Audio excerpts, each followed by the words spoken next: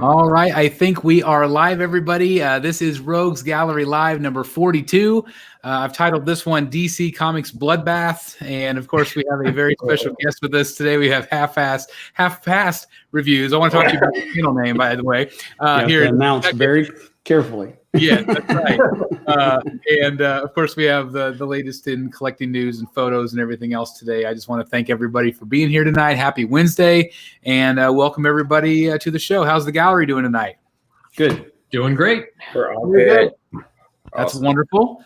We'll introduce everybody like always. Right next to me here is Mr. Jeff Morris. How are you doing, Mr. everybody? And of course, he is 1.5 tonight once again, so that's always nice. I'm buffering. We also have from Secret Sanctuary, and I spy a brand new statue back there in the sanctuary. Mr. Jeff Delaney, how's it going tonight? Doing very well. Yeah, Scarecrow arrived today and has been spreading fear toxin all over the sanctuary. So I'm assuming that your walls are kind of purple like mine. Yeah.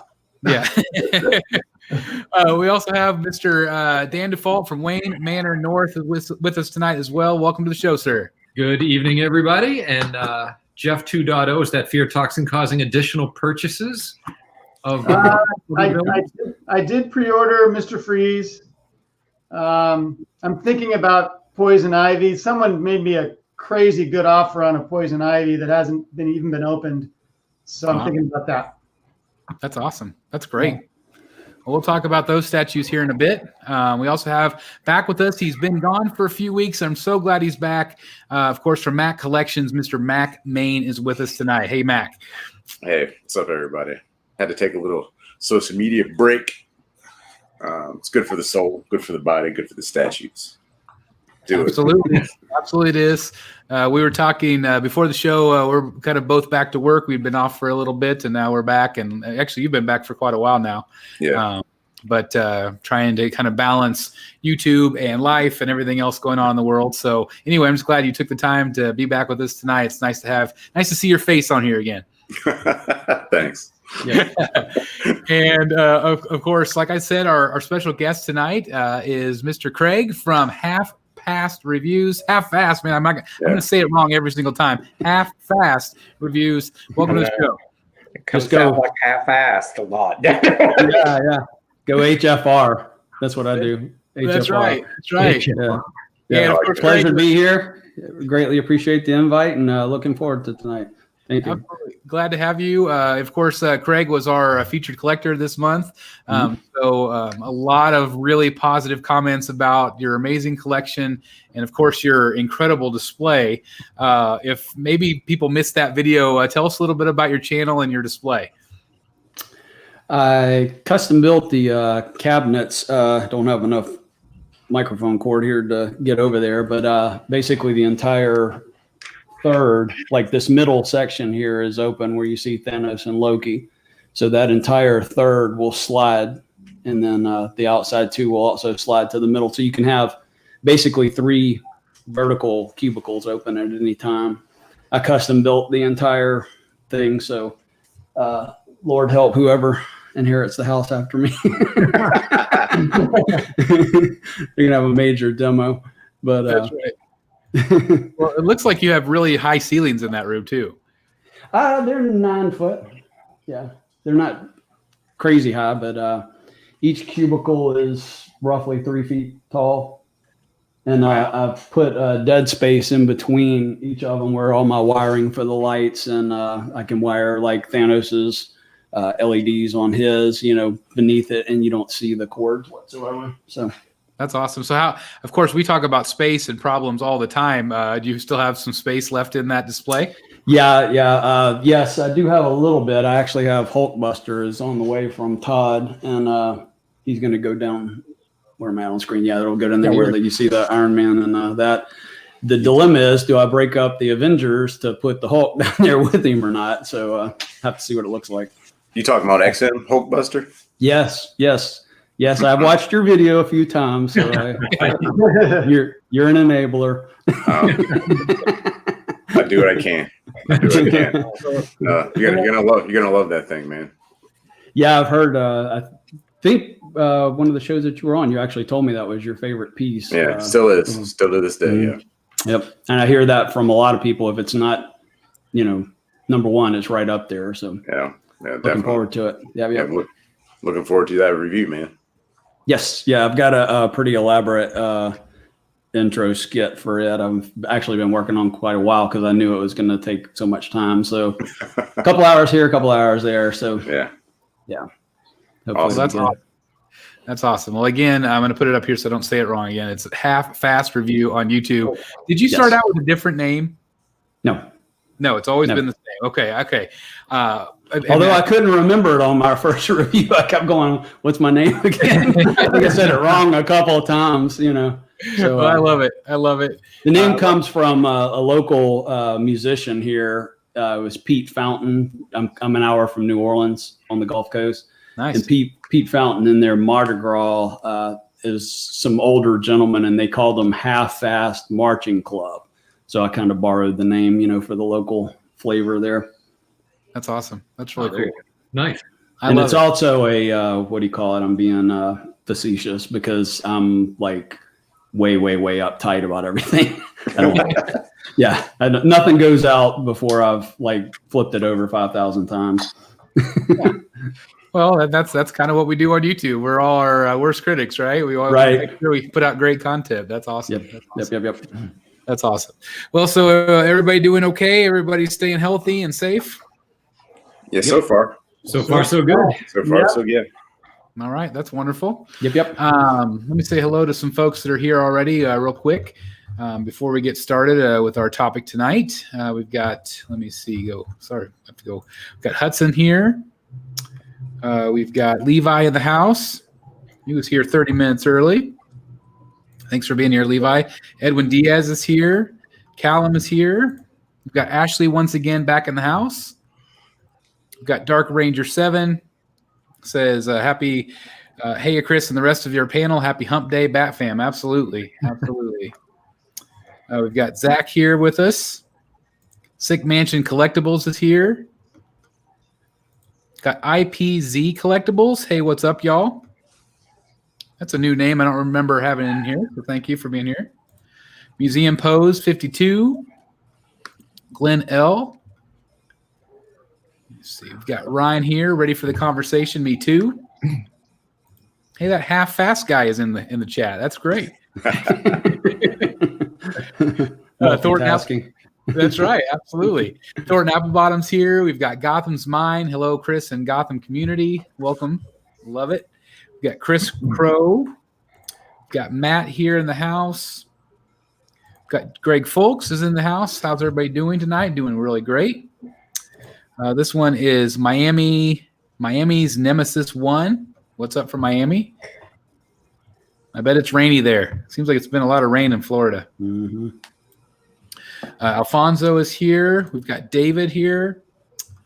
Let's see who else. We've got the Spider.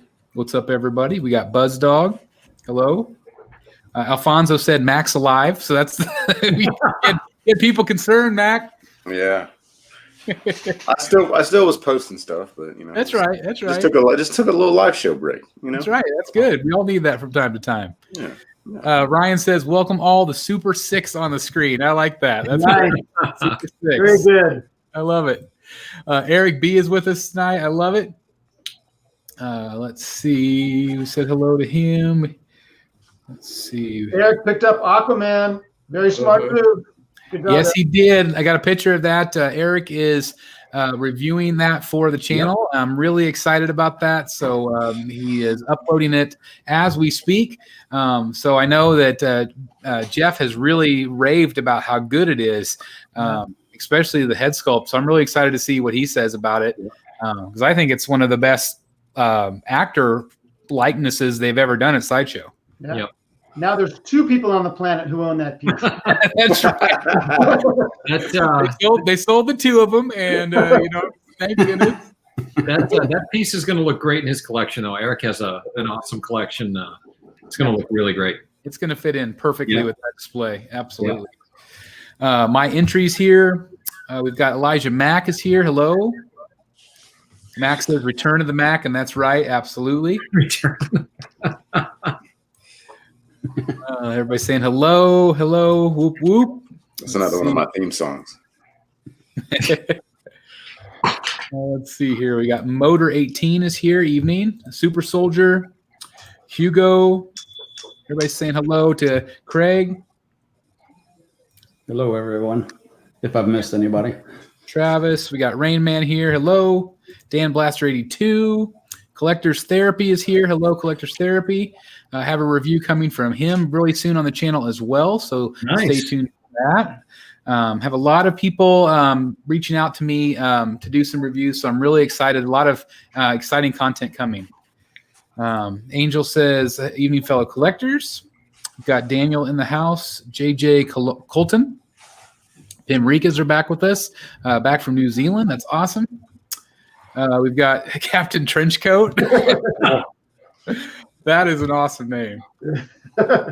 And somewhat creepy at the same time. Right. Benjamin Gonzalez, hey, what's up? Bat Beast is here. How's the Dark Knights tonight? I think we're doing pretty darn good. PunFam728 says, hey guys, finally caught you live. Hey, I'm so glad that you're with us. Awesome. Joshua was here, already up to 95 in the chat. That's awesome, guys. Thank you for being here already. Luis Hernandez says, what's going on, everybody? Let me see. I don't want to miss anybody. We got Forenzi in the house. Josue is here. Eric says, no fish pun intended, but Aquaman's a keeper. There it is right there. I love it. Let's see. What's up, guys? We've got Tom Hardy in the house again. Bane has joined us once again. Rainman says, don't forget to like everyone. Absolutely hit that like button. And we've got Nigel here. Hi, everybody. 2 a.m. here. So I think I've got everybody. So thank you again. Over 95 people here. So thank you very much for everybody that's joined us already. And so the topic tonight, the main topic is I've titled DC Comics Bloodbath. And that is because DC Comics announced this week that they basically fired, was it 700 or 800? I can't remember exactly how many, but a major portion of their company. They have removed Jim Lee as the editor, and now he is just a creative person again. Like, I don't know if that means he will just have input or if he just will become an artist again. I'm not exactly sure.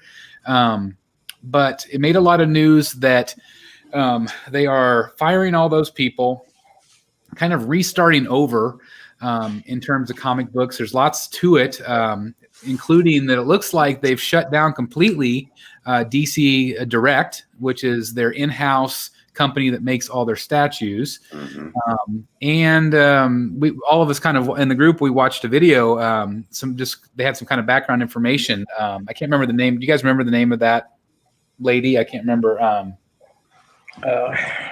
haven't seen the video yet. Okay. So somebody have to send me a link to it. We'll send you the link. It was really kind of informative, kind of to give kind of a recap of everything that's going on. One of the things that I thought was most interesting was it looks like, according to her, that they are no longer going to be producing those individual issues. Those. Are you talking about Grace? Yeah, beyond the trailer. Grace Randolph? Yes. Yeah, that's it. Yeah, thank you. That they're really just going to be focusing on graphic novels and hardcovers and things like that. And specifically, they want them to be at bookstores versus comic book stores. So let's first talk about the comic side, and then let's talk about the statue side. So what are your guys' thoughts on this big announcement? Do you think it's a good thing for DC? Do you think this is going to wreck the comic book industry completely? What do you guys think? I think it's terrible, but you got to do what you got to do, I guess, for the business side of it. But I don't really think it's great. I think a lot of people are going to be upset about that. I'm not sure it's quite as bad as she presented it. That was a real doomsday video. I thought. I started a conversation in my Facebook group today and invited some comic shop owners I know to contribute. And their thoughts were more along the line of the monthlies are not going away. They don't think DC would do that, or yet anyway. But if they did, they still think that they would lease out those characters to other companies to produce monthlies. So either way, and these are people, this isn't the comic shop owner from The Simpsons. These are very established businessmen who own multiple stores and have been in business for decades and being very successful at it. And they don't see it quite the same way as Grace did. Yes, it's difficult, but it was difficult when Disney took over Marvel. So it's bad, and it's bad for people who lost their jobs that have been there, some for decades. But it might not be the end of monthlies. So going back to what you said about, because I had not heard that about maybe leasing out characters. Are you talking about like leasing out Superman to Marvel? Well, it could be.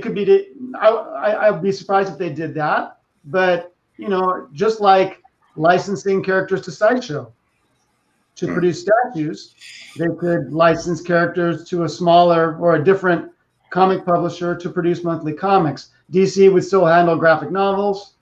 In my mind, nothing is in cement right now. Everything's been kind of thrown up in the air, and we don't know where it's going to fall. Of course, Warner or AT&T have their ideas, but they haven't really revealed them yet. I just don't want people to walk away from tonight thinking monthlies are definitely going away, because we don't know that for sure. Well, what would be the benefit of them going away? Like, why? I mean, if that was even on the table, is it like, are they just not selling like they used to? I've heard a lot of criticism that the stories aren't as good as they used to be, or whatever, from a lot of different companies. But what would be the reason why they would go that route? And she also made the comment about the bookstores versus the comic book stores. What would the point of that be? Well, I mean, the big thing is the move to digital. Everything's moving digital. So if they don't allow you to have a physical copy of a comic, then you have to go digital. There's also talk of, and I'm not sure if she mentioned this in the video or not, that you're not going to be able to necessarily buy Blu-rays anymore of most movies, because they want you to subscribe to their digital platform.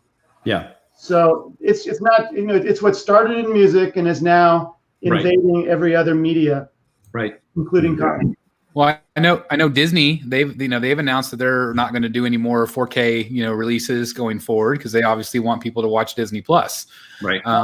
And it seems like, it sounds like to me, and maybe I read it wrong or maybe I read it right, I'm not sure, but it sounds like basically the DC streaming service that they've had is going to be kind of merging with HBO Plus, correct? HBO Max? HBO Max, yeah. Yeah. I mean, what did I say? I'm sorry. Most of the movies and TV have already moved over to HBO Max. The question is, what's going to happen to all the 20,000+ comics that were available on DC Universe? Are we going to somehow be able to view those on HBO Max, or will there be some semblance of DC Universe app remaining to allow comic readers to still see those? That's kind of what I heard, but I also heard, and maybe it was in that video, I can't remember, but somebody suggested that maybe that would be an add-on service, like, an add-on tier to HBO Max. What would you think of that? Depends on the cost, as always. Yeah. I did not realize until I watched her video how disastrous the rollout of HBO Max had been, that they'd only acquired 4-point-something million new subscribers. That does seem disastrous. So they need something to juice that up. I'm not sure if comics are the answer to that, but it couldn't hurt, I guess. Yeah, they're fighting fragmentation in their content, right? So if you think about, they've got their digital strategy, they've got their streaming services, they've got their print media, they've got theatrical releases on the movie side and the television side. I did a little bit more digging on this afternoon, Chris, and from what I read, to echo what Jeff said about Grace's sentiments being maybe a little bit doomsday-ish and a little overblown, from what I could tell, it appears Jim Lee got a promotion. It wasn't demoted. And the take that I heard it in a couple of different places, a couple of different blogs, is that his new role is more akin to Kevin Feige's, with one big asterisk, of course. He's not producing movies, at least not at this point. But in terms of being responsible for the continuity of the characters and the IP across their different media, that's now his centralized accountability, which is a good thing, right? Yeah. Because maybe you help some of what you were describing, Chris. There's been a lot of criticisms in the past, really 10 years, of the direction of the storytelling, particularly in DC, and maybe that helps to address some of that. Too many chefs in the kitchen. Could be. Yeah, could be. Which, I mean, Grace said something about streaming service that had launched, and it was like 1 million versus like Disney was like 60 million. Yeah, I think that's where she was talking about the HBO Max, Craig. Yeah, and that's what Jeff was just alluding to. Yeah, they got 4 million subscribers in the launch, and that was just viewed as abysmal, just really terrible. So I was thinking, like, I don't know where the tentacles reach in all this that happened, today, but I was like, heads roll whenever stuff like that happens. Yeah, and they're also fighting. Remember, they've got HBO Go, HBO Now. There's a lot of confusion, I think, around HBO's platform right now. So any continuity they can inject is a good thing, I think. Well, I think that's just like what you said about Jim Lee. I think that's really exciting and encouraging news for sure. Yeah. That's the complete flip from the video I watched yesterday. Like you said, it's all doom and gloom. But DC is such a massive franchise, especially Batman, Superman, Wonder Woman, those characters that everybody knows and loves. And to be able to have one central idea going forward, because we've talked about it on the show before, the movies have been kind of this muddled mess, like directors and the studio gets involved, and of course now you have to redo the Snyder Cut and all of this stuff. I do think the Snyder Cut and all of the potential around that will really help boost HBO Max. Don't you guys think? I would hope so. Yeah, I was just disappointed to find out that it was going to be a year later after the launch of HBO Max, because there was no must see. There was nothing told me you have to buy this now. Right. Like Mandalorian. Right. There was no, this is coming. That was the only thing that tempted me. And I'm like, I got a year. We'll see if we're even here. Yeah. But maybe they'll use all of that stuff, like we were saying, maybe the digital library, maybe that'll help entice people to go that route, especially if that's the only way you can get it. Yeah. Yeah. If the only way to get your weeklies potentially is this way, is that smart business? If that's where they're trying to go, if they're trying to mainly go streaming and digital media, which has proven to be successful elsewhere. Yep. I'd like to know the odds of that potentially backfiring, though. Absolutely, it could. I mean, and again, if they don't have the weekly issues, what does that do to the comic book shop? Right. Yeah. One thing that I found interesting is one of the store owners that I was talking to today said that new comics are 20% of his business. Wow. Oh. You might think. That's way more than I thought. Oh, it's more than you thought. I would have thought it would be more than that myself. Yeah. Well, I got the comic book shops that I go into. Yes, there's comics, but there's so much others, like the toys and the Funko Pops, and all the other stuff. All the little knick-knacky things. That I figured that was really what probably sells anymore. Is that people go in for those Funko Pops or whatever. I don't have a great comic book shop in probably the 2 or 3 states around me that are within a day's drive. I know that there are better comic book shops out there. Like the one I went to in Austin was phenomenal. Like it had thousands upon thousands of books, and that was a true comic book shop to me. But the smaller shops that I go to are mostly toys. Right. But what occurred to me was when I heard that was a shop could survive that if comics did go away and they used that fairly large footprint that new comics take up with something else that's profitable, they could still survive. Because there's still that need. Like, where else do you go other than obviously you can get it on Amazon or sideshow.com or wherever. But I think a lot of people still, like me, I still would love to go in person and discover that stuff. Otherwise, I wouldn't have necessarily seen it, unless like if you're looking for pops, you can go to Target, I know, or Walmart or someplace like that. But I think a lot of people do go to those shops because they want to see what's new. Yeah.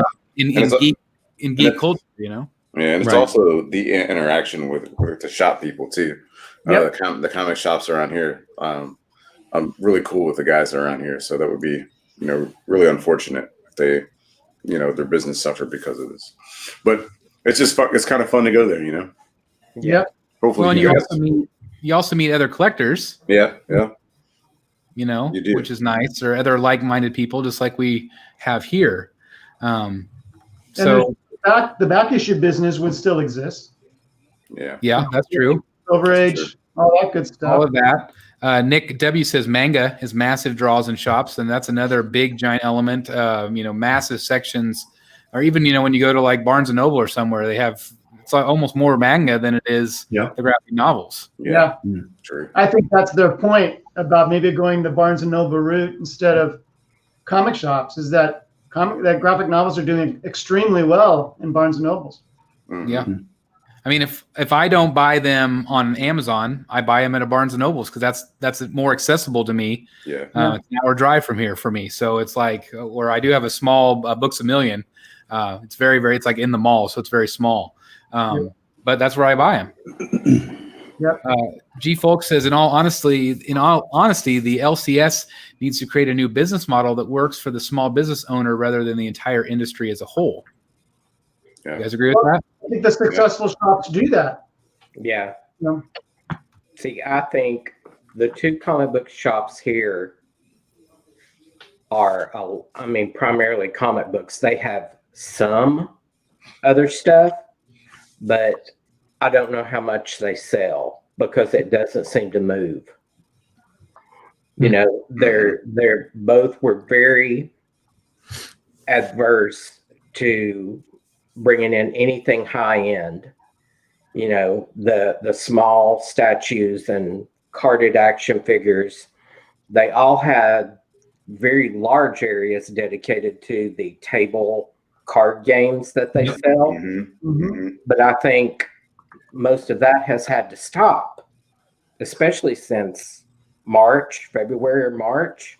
Right. So I don't know how, they used to have tons of people sitting around at these tables, going up and buying packs of cards. Now those tables are empty. Mm-hmm. Mm-hmm. So I don't know what they're going to do. I don't see why a comic book store closing would help the industry at all. It's still, even if it's not a big giant seller, it still promotes the characters. It still promotes, again, that geeky stuff that, that world. I would think that the companies would still want that. Whereas it's maybe sometimes harder to access it otherwise. I don't know. Yeah, it's true. Grace also speculated was it like intentional to eliminate the source material, so that it would give the movies more freedom, I guess, which I found, that was an interesting thought. Did y'all hear when she said that? Yeah. I really need to see this video. It's a good listen. But again, like Jeff said, maybe some of her information was just speculation. Yes. Mm-hmm. Anthony says it's the name brands shops where some people may think that comic book shops are for kids. The Barnes and Nobles or other bookshops they may think as adult-based bookshops. Right. I can see that maybe a little bit, but I don't know how many kids are going into comic book shops to buy comics. They're not. Yeah, I don't really see. They're playing those card games, but if you're at Barnes and Noble anyway to get a cup of coffee or for any reason, and the graphic novels are there, you're more likely to look at them than to actually make a stop at a different location in a store that my wife, for example, isn't comfortable even walking in because the comic shops often are not conducive to a female audience for some reason. But if you're in Barnes and Noble, Yeah. it could happen. What kind of comic book shops do they have in California, Jeff? They used to have a lot more than they do now. It used to be everywhere. The 1980s in comic shops, man, oh man, it was an absolute blast. They would seem like they were on every street corner. You had the Batman movies coming out. It was magic time, and it's totally gone, unfortunately. That's too bad. Yeah.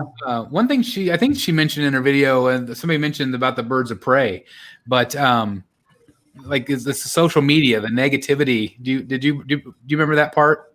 Mm-hmm. Yeah. She talked about that. Like, do you guys agree with that? Like, it's some of it is that it's a crappy movie. Well, her point too was that if you had not known the source material, it was not a half bad movie. Yeah. But That's what that was that section that I was referring to. Yeah. She said if you didn't know the source material, then that might be the motive of why they're trying to do this, to eliminate that. Preconceived. If you're not familiar with the source material, that you might enjoy the movie more. I don't think that's true. I don't think it was a well-written movie. It wasn't a very good movie, to be honest. It was definitely not what I was expecting or hoping for. I just think it all boils back to there has not been one directive mind at their movies and TV and all of that. It is like an every man for themselves thing. You know, the movies are all over the place. The comic books are all over the place. And I would assume that they're hemorrhaging money. They're spending a lot of money on these movies and no one goes to see them. Yeah. Other than, by sheer luck that Joker was a hit. Well, you had Joker, you had Aquaman, Wonder Woman. You had Wonder Woman. They've had their hits. They're not all disasters. Yeah. So I don't know.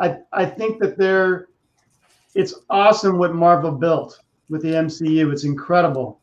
But the idea of DC movies not having a unified vision, but being more director focused, that can work as long as you have executives at the studio who recognize a good script and greenlight something that's worth seeing. That's important.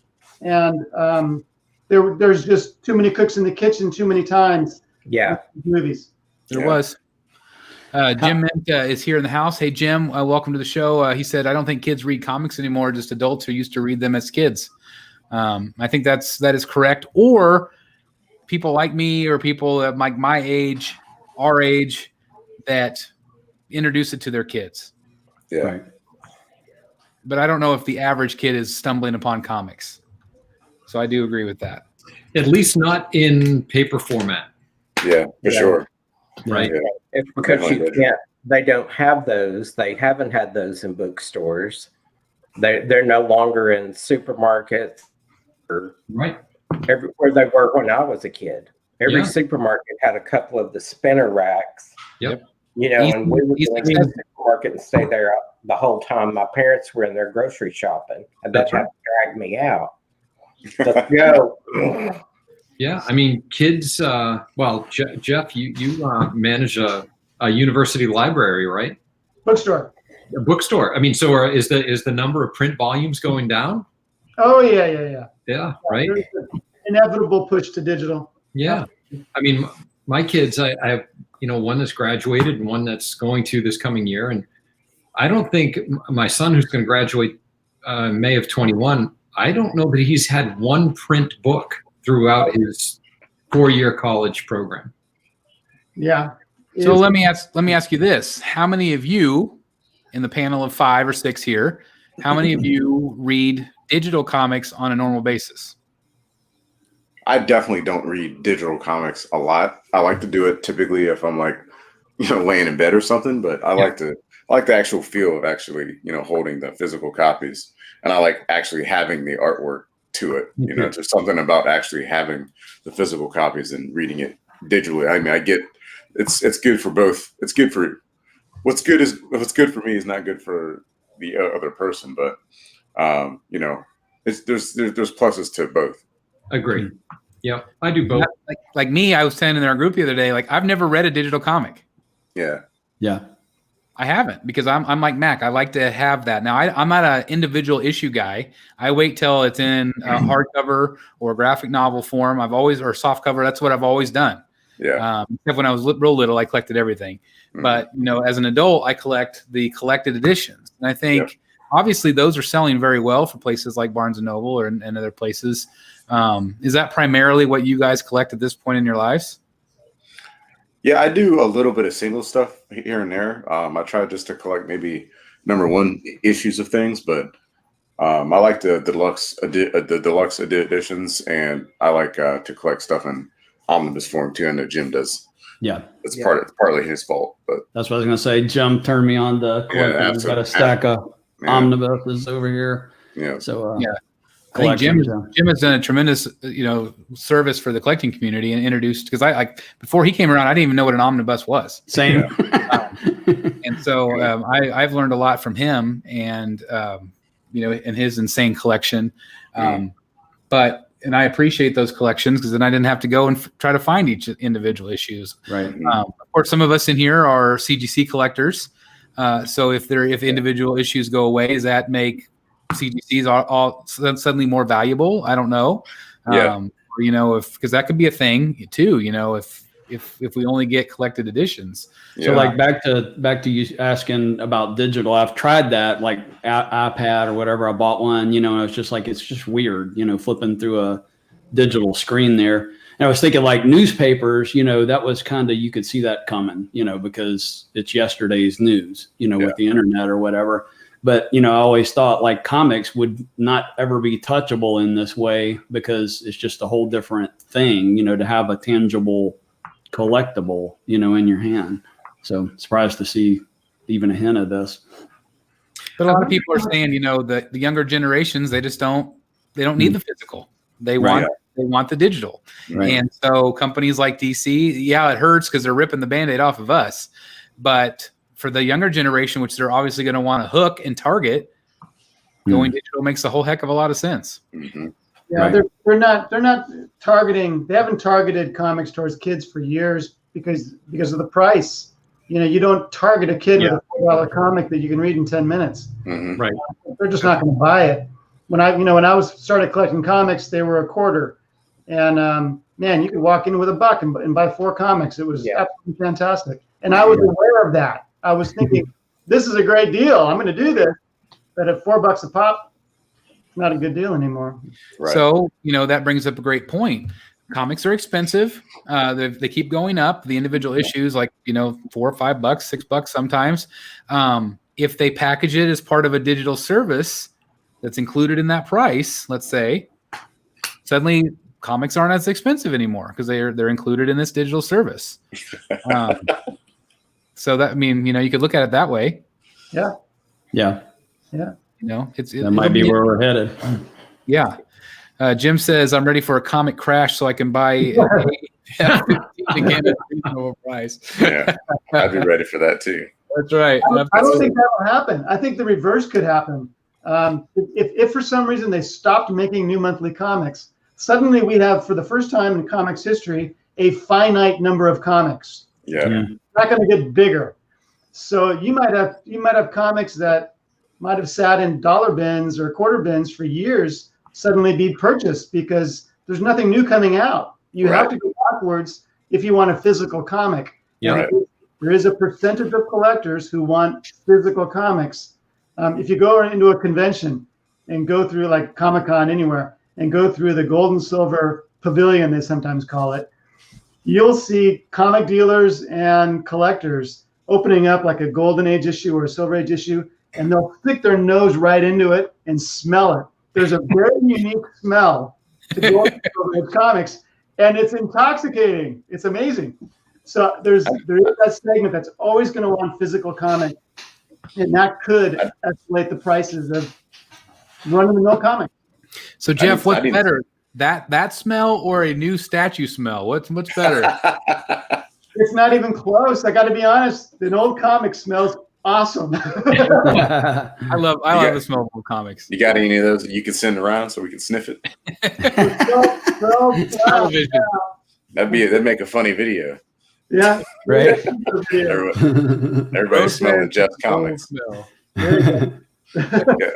I love the statue smell myself, but yeah, I do like the smell of paper. Yeah, I do too. Or And again, I think our generation likes that physical. We like to smell it. We like to hold it. We like to have it. We like to own the art. Right. Yeah. When you don't have a physical DVD or a Blu-ray or a comic book or a statue, like we don't own it. We can appreciate it, Right. but we want to own it because we are collectors. Yeah. Right. So I can see why this is an issue for us. Again, it might not be for the younger generation, but I don't think that's who they're targeting right now. It's like when you walk into someone's apartment or house for the first time and you look at the books on their shelf.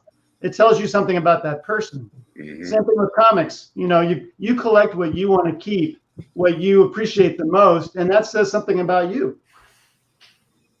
Yep, absolutely. G Folk says, but we were a generation that have been collecting anything and everything since we were kids, and that's true. Yeah. Jeff 1.0 smelled a comic and passed out. Breathe it in, Jeff. Breathe it in. Well, let's we brought up statues, so let's kind of go there. That was the other half of this. So it appears that they've completely shut down the DC Collectibles, DC Direct, whatever you want to call it, this month, and that's crazy to me. Like because they have been around for 20 plus years. I think since 1989. I think. Where they've been producing in-house, like they are their own producers of their own statues. They're like, like the Bombshell line or the Black and White line. Lines have been going for a very long time, and we haven't really had very much clarification at all, even from the insiders about that. Are you guys hearing anything? Like, are you hearing that the stuff, what happens to the stuff that's already on pre-order? Is that stuff just gone? I know artists have been commenting on Facebook and saying, thank you for these 20 years. And they show all of their renders of all the things they've done, the figures, the action figures and the statues. They're out of a job. So what happened to those products that are already on pre-order? Do you think they're going to finish them, or do you think that's it? Yeah. We don't know. It's up in the air. That's a very good question, but I don't think we have the answer yet. Yeah. Sad. Yeah. Do you think the possibility that they might farm out their statues? Obviously they're a very good business partner with Sideshow. Could they say, hey, we're going to sell all you already have these pre-orders with us. We'll give you the renders, or we'll sell you the renders. That way you can go ahead and produce it yourself. Do you think that'll happen? I think it's about profit margins. I think they're looking at lines of business within that division, within the DC division, and saying this one's profitable, that one's not. And my guess is that DC Direct just wasn't that they didn't hit their margins. What they need to be. Exactly. Now, I think that the IP has a tremendous amount of value, and I can imagine that licensing those could be extremely profitable. Matter of fact, I'm shocked that they've been doing it this long. Because the companies that's their core competency, right? It's not DC Direct's core competency is not creating statues, right? Or DC, I should say, and Warner Brothers, right? They're a media company. How they ever ended up doing that themselves, I have no idea. But I'm kind of surprised they've been doing it this long. I don't think they're going away. I think other people are going to manufacture them. Hugo Cardosa said the DC Direct pieces were very competitive because they didn't have to pay licensing. With this move, DC will have to outsource production, like you just said, and licensing other companies. This will affect prices. Sure. Maybe. Unless other companies can manufacture them cheaper because that's what they do. Right. Well, that's true. And these are most of their statues are small scale. Yep. Not a lot of big giant production, I would think. I mean, it's a lot less paint apps, a lot. I mean, I'm not saying they're simplistic, but they are compared to maybe a third scale piece. Oh yeah, for sure. So 1/6 scale is about the largest they did. yeah, you very rarely see anything bigger. They must have done fairly well. The edition sizes were always large, 5,000 and Massive. Yep. Yeah, that's what I mean. I always assumed that they were doing very well because look how much they put out. Mm-hmm. I mean, they put out a tremendous amount with their, and I didn't even realize. I never even when I first heard that announcement, I didn't even think about the action figures. Mm-hmm. Yep. That's a massive thing that they produce. Right. I always thought it was like Mattel or somebody else that made those, but they make those too. I would be shocked if it didn't come down to they have $1 to spend as a corporation. They need it to return, $1.30, and DC Direct just isn't. Sorry, Mac. I saw you hold one up. Yeah, what does Mac got? I have that. That's already out of the box, but I have that. Those are made by McFarlane, though. Yeah, these are made by McFarlane. I did read that had DC Direct had nothing to do with those, and because I think those have done extremely well. Yeah, and they're under $20. Yeah, they are. Yeah, that. The detail on them, I kind of just did a figure review on the Joker, and I was kind of surprised with how they they detailed it. They even they followed. It looks literally like those figures came right out of the book. So I love how the Joker has one purple eye and one green eye, just like he did in the comics. So that's cool. That's the neat. cutbacks have hit hard. They're only shipping empty boxes now. Sucks to be back with this empty box. Yeah, I got it. Yeah, it's a cutback. This is what you get when you buy the new stuff now. So. No wonder. Yeah. I got another one around here somewhere, but someone posted in the chat, Mr. Freeze is at low stock remaining. Pops up when you click on the thing, so it's crazy. As predicted, get up while they're hot. Yep, as predicted, that will go quick. I think the Scarecrow went extremely fast. It went to waitlist. I actually did my live video on Friday, and it waitlisted that night. It didn't, because I even said I think it'll be gone in a couple weeks. That night it went on waitlist for the regular.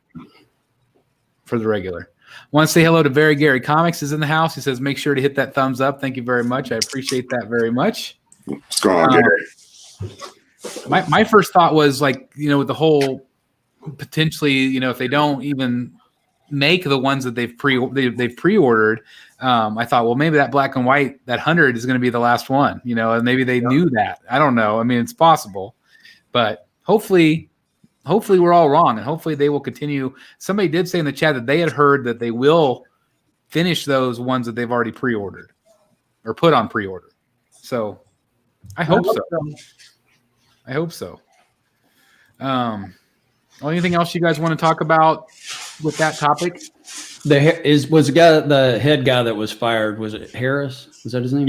Yeah. Is he pardon my DC ignorance? Is he well known, or is this I've never heard of the guy, or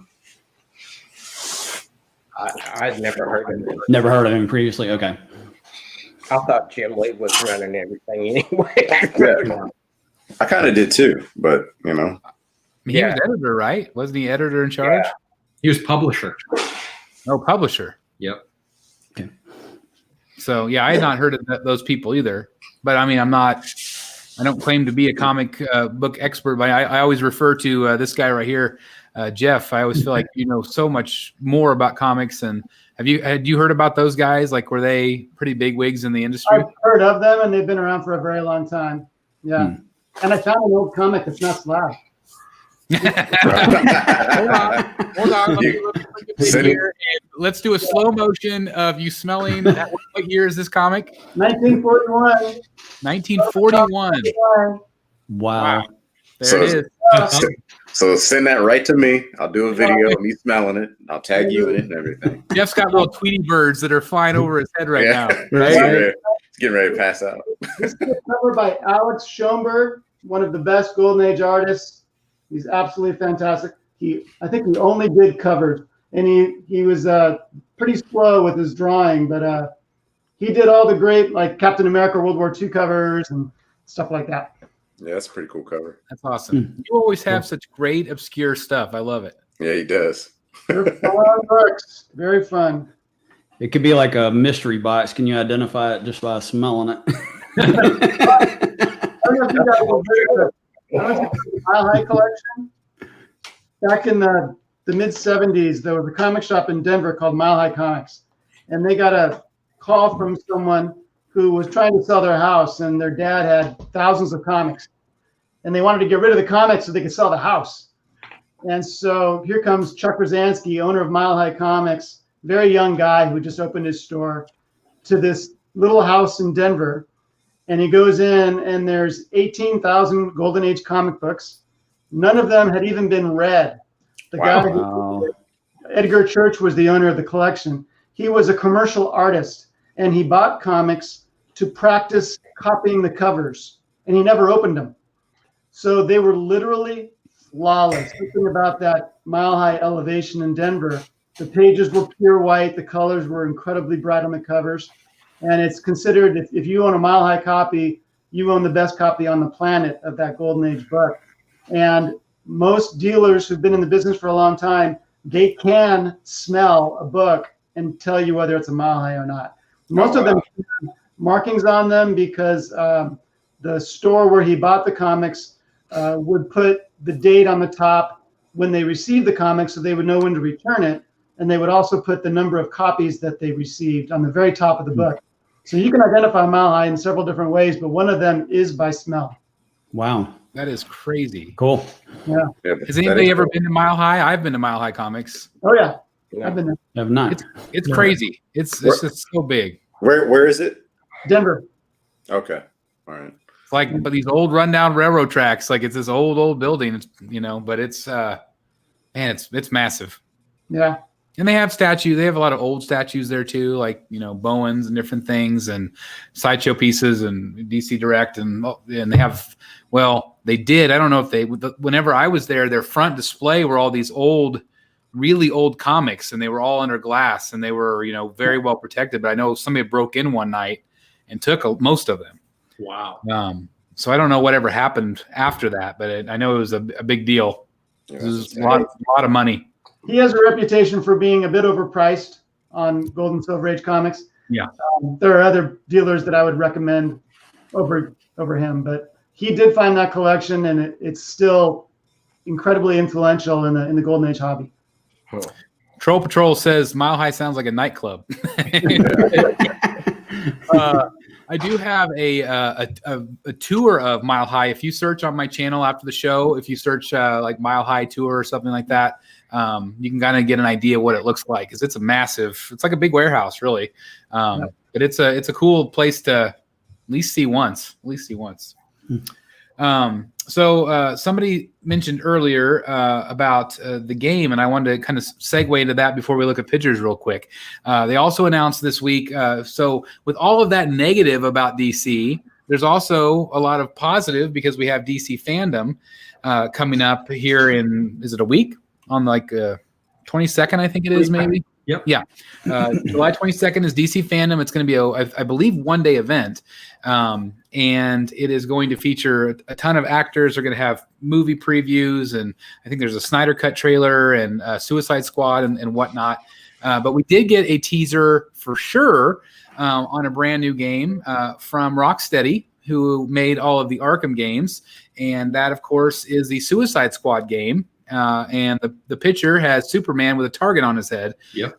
There were also some other images that I didn't realize that they were fan made. I thought that they were, because they looked so real. But the Superman one's the only real one. But what do you guys think of that announcement? Are you guys excited about that? Do you think it'll be similar to the Arkham Knight style games? And on top of that question, there's a lot of heavy rumors that we are going to get that Batman versus Court of Owls game from Montreal. So what do you guys think of all those announcements and rumors? What do you think we're going to see from that?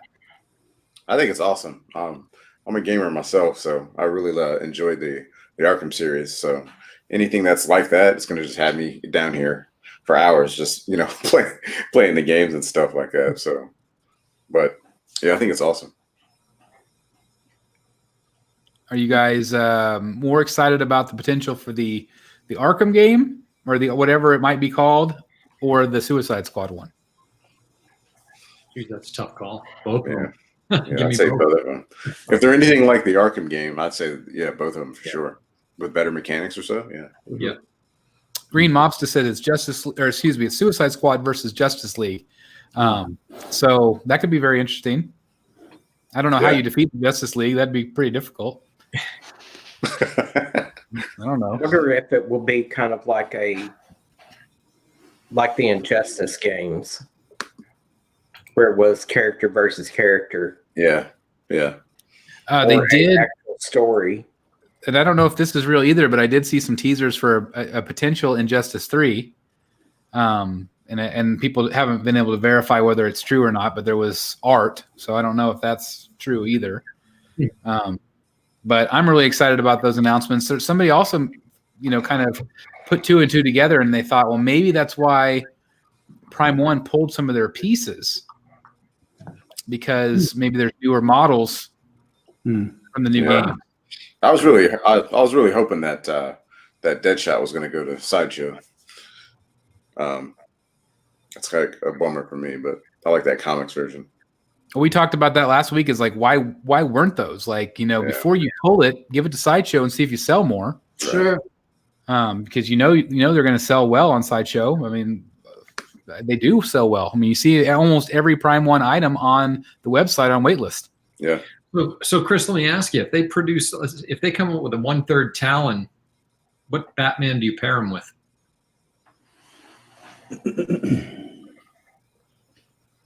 Well, I don't know.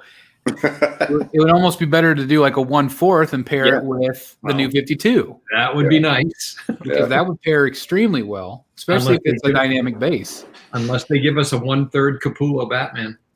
Yeah, I mean that's the thing is, I want a 1/3 scale Capullo Batman. I want to have my Bermejo. I want to have my Capullo. I want to have my Jim Lee. Yep, that would be my trifecta there. Maybe a Finch Batman as well. Yep.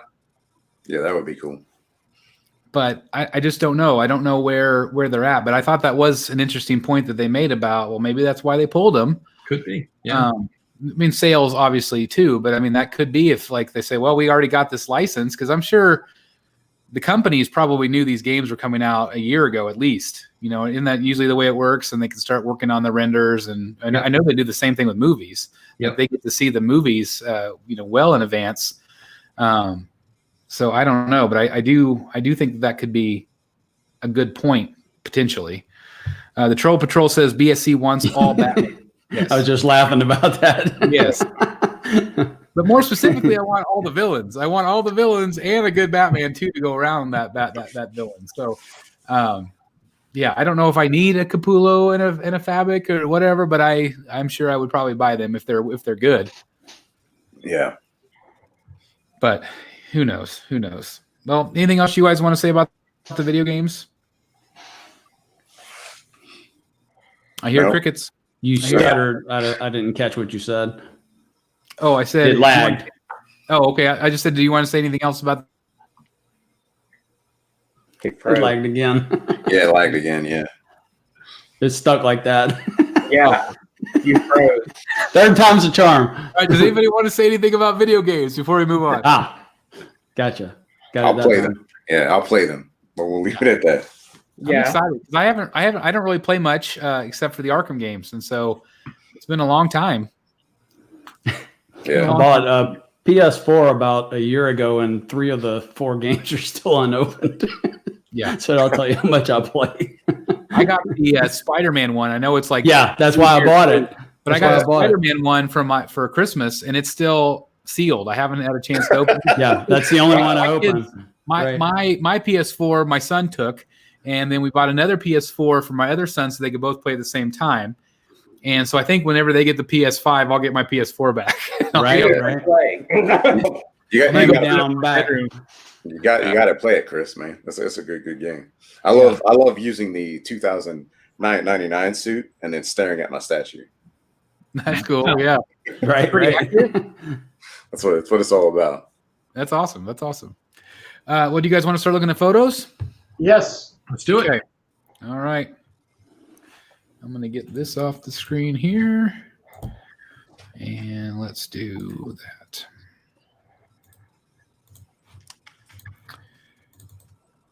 Okay, so first up, got kind of a variety tonight. XM announced they're going to do pre-orders starting August 23rd for a number of their statues, and that does correlate with the DC Fandom event. This is the first one, of course, the Batman Shugu or Shogu. I'm not exactly sure how to pronounce that. But they did announce that they're going to be an A-B version, and there's also going to be a combo pack where you can get both. So anyway, I just wanted to share those images with you there. What do you guys think about the fact that you can get two of them together?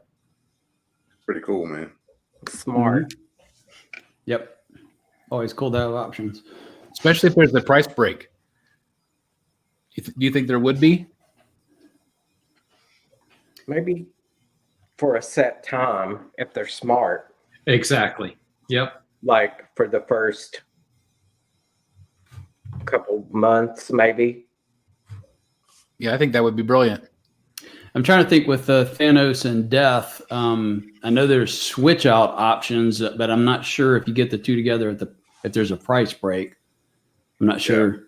I think the way they entice you to do it is that you get the switch outs if you buy both. And so if you buy them individual, you don't get the switch outs. So I don't know if they're going by that same model or not. You can buy the Lady Death separately? Yes, but it is only the human looking portrait. You don't get the skeleton. I see. Yeah, that's okay. I might have that coming. you both sets or just a single? Both. Gotcha. So, Yep. That was an insta buy whenever I saw it. Gotcha. Dan, what were you going to ask? Oh, I was just asking Craig if I didn't realize that the Lady Death piece could be purchased separately. Mm-hmm. Okay, I'm sorry. I thought you said my name. Sorry. Yeah, the Thanos you can get, and it's only one head sculpt. The Death you can get, and it's only the human head sculpt. But if you get together, then it's like the human skeleton, and I think Thanos has like 3 if you buy. Gotcha. A set. Yeah. Gotcha. So Dan, I know you're getting the Joker. Have you decided on this other Batman yet? If they do offer a twin set like this? Honestly, Chris, I got to have a better look at it. Last week we talked a lot about the light up and what that was going to look like. This picture right here blows me away. I think if this was the only picture I saw, I'd buy the piece. Yeah. I mean, look how good that is. That's crazy detail. A lot of people said the same thing I was thinking is like, sometimes whenever you see all of the individual colors, you thought maybe the colors were too bright or maybe, they pop too much. These colors are amazing together, very dark and subtle. So that really gives you an idea about this Joker statue. This is Dan's got a foot fetish. I love it. Dan was like, please let my Joker have socks on. Please let my Joker have socks on. So that's the Joker. And then this was Chris. Hold on. Yeah. Turnabout is fair play. So what about you? Because you have the Ninja Joker coming, right?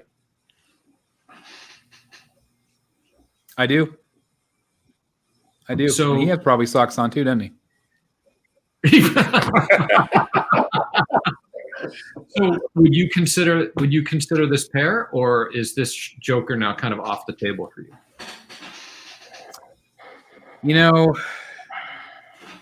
I just with the Joker from Prime 1, they showed a second version of him.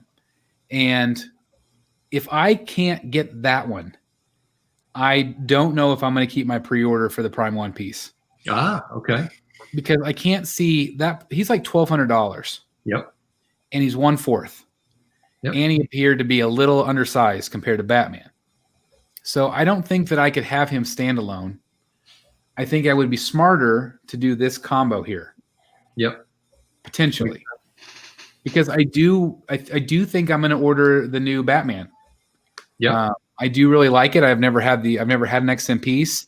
And my favorite's always been Batman and Joker together. And so I could see it really just depends on how this looks, like if it's Joker enough for me. Sure. But then again, like I like Bane, I like the Penguin, so it's a slippery slope that I could go down, and I know the longer I wait, the harder it's going to be to get these pieces. Yeah. And the more money it's going to cost me. Yeah. And the more space it's going to take up. So it's like it's a problem. It's a problem. Yeah. But I really like what I'm seeing here with the colors. Troll Patrol said buy it for the channel. That's right. That's right. I probably will. I probably will. This is the backside of the new Batman with the bat signal here. I think the details are incredible. You won't see this side. Well, actually, you will, because they did you guys see the turntable video? Yeah. So that was pretty neat. They put a turntable device on this inside lower level right here. So the whole thing does spin on it. So you can that's pretty cool. You can rotate it and see all the sides. So I've never seen that done in a statue before. I mean, they kind of did that with the Hush Superman a little bit, but right. This is really cool. That's cool awesome. design. This one we also got teased, and this is also going up for pre-order that same day. This is the Batman 1972, and I don't know the scale on this. I think it's 1/6. 1/6. This is the art that it comes from. Mm-hmm. Yeah. What do you guys like? I cannot picture this in my head as being a statue I would want, just because of this weird angle here. But maybe. Well, what do you guys think of this? What do you think of this? If this was a statue? I'm kind of the same with you, Chris. I don't really look at that as it's a statue that I'd really want to display. But I mean, it depends on how it looks. There were better versions of 1972. Yeah. There's another Neil Adams cover where would blow that away because the cape is like an arc. Yep. Some statues they force you to display them high, and I think that might be what is here. It's a top shelf piece to see it. And the only thing I could see if they would be really unique, and I don't think anybody's ever done it. But what if you had this statue, and then you had the comic as an art print behind it? Mm-hmm. Yeah. So you can actually in 3D recreate this book. That's definitely cool there. That's a cool option. I mean, right there. that would make me want to buy that. Yeah. I don't know. Cool. I don't know if that's in the works, and it probably isn't. But I'm just thinking out loud, like I don't like this. I don't like that statue look just as it would be. But if you add the art behind it, like wow, this is something different. Like the XM Deadpool, where they got him coming through the panel. Yes, absolutely. In that vein, in that vein. And I mean, it doesn't have to be anything that fancy. Just literally a print. Yeah, that'd be cool. Have him like coming through the page, but or just a copy of the comic. Say that again. Or just a copy of the comic. Yeah, you could do that too. Right. Anyway, I thought that was interesting. Yeah. We mentioned Fandom, so again, that's coming up. I think we'll be off next Wednesday, but the following Wednesday we'll have all of our detailed reporting on Fandom. We'll give our thoughts because all the speculation will finally be over. So that'll be nice. We'll have lots to talk about. This was a cool photo I found. Somebody posted of the three. Technically, Scarecrow is not one of the Nightmare line, but it certainly could be, as you can see here. What do you guys think of them all together? I think they look pretty awesome. Yeah, I think so. Yep. Yeah. Yeah, I think it looks good. Definitely. It all works. This was up this week. It's not up for pre-order yet, but I wanted to share with everybody. I thought this was cool. They're doing a fine art print, volume 1. So if you like the art prints, but you like me that don't want to have the space or don't want to frame everything, but still have the art in your collection, this is another. Again, it's a physical book that we were talking about earlier. But anybody may be interested in picking something like this up? Yeah, I would. Yeah, I'd grab this. Yep. It's cool. Yep. I think it's a cool idea. Yep. I'm surprised they haven't done it yet. Definitely. Before now. What do you think the price of that will be? I bet I'm going to guess 125. Yeah. That's a good guess. At least 100. Yeah. Yeah, I was going to say at least that too. That's just what I'm going to predict. I'll probably be wrong, but that's what watch I'm it. going to guess. It'll be like 250. Yeah, it'll be like, oh my God. Yeah. Oh, surely not. But who knows? Who knows? I guess it depends on how big it will be. I think it's going to be pretty oversized, I think. Yeah. But I could be wrong. I mean, I don't know. I think it would be a nice. It looks like a big coffee table book. Yeah. This was another big kind of surprise. Did you guys see this? They're going to do a Stan Lee 1/4 scale from Iron Studios. Did you guys see this? Yep. I saw a couple of teaser pics. Yeah. They had a video on their Facebook page. It looks like he's going to be kind of standing up with his hands on his hips. But I know a lot of people are really excited about what this one could be. Having a 1/4 scale Stan Lee in your collection, that'd be pretty neat. Yeah, pretty cool. That was one of my top 10 when we did the show. We did the that's right. That's right. So Jeff is drooling over there, I'm sure. Yeah, I think it'll be fun. That'll be great. That'd be cool. Sorry, what were we gonna say, Mac? You were finishing. I said that's cool. Yeah, I'm into it. I think I ordered that 1/10 scale that they had too. So. Oh, that's a great piece too. Yeah, that's awesome. I threw some photos, just of in-hand photos this week. This is from Junior Statue Collector. He got his black and white Superman in. I thought it looked really great. Yeah, a lot of great texture. I know this isn't everybody's cup of tea, but I know a lot of people, if they were upset that they couldn't get the black and or the red and blue, this is a good alternative if you're a fan of Superman. So anyway, I just wanted to throw these up. Yeah. I'd love to have those head sculpts too to see if they would fit in the other one too. I think that would be cool to have the option. It'd be cool if Prime One sold them as a separate. You could buy the heads, and you could have those as well. That would be cool because it's the same exact body. Yeah. Some people have been posting pictures of these portraits on the original Hush statue, so that they do fit, and they look really cool. Like the bearded one looks really cool on the traditional suit. Yeah, I'd love to have that. Yeah, that one. That actually would be really cool. That's a good point. I didn't think about that. Do that, Prime One. Prime One. I guarantee collectors would buy it. This was that image that I was talking about earlier with the Rocksteady game, so I just threw that in here so you guys can see what it looks like if you may have missed it. Obviously, the Suicide Squad logo on Superman's head as a target. So, yeah. So anyway, here's some more pictures from Junior. But I think I like this one without the cape. I think it's kind of fun because you really get to see the figure. But yeah, that head sculpt right there would look amazing on the red and blue. So Jerry Bourne says they fit in the fabric cape, but not the sculpted. So I guess I'm.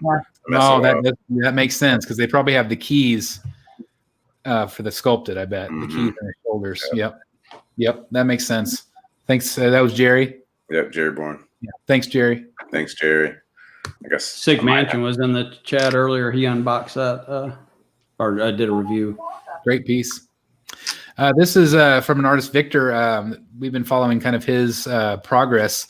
Have you guys seen this one in the groups? Yeah, it's good. It's pretty great. I did reach out to him and I asked him, the only thing that bothers me about this print is the penguin's hat. I wish that he had made the whole hat.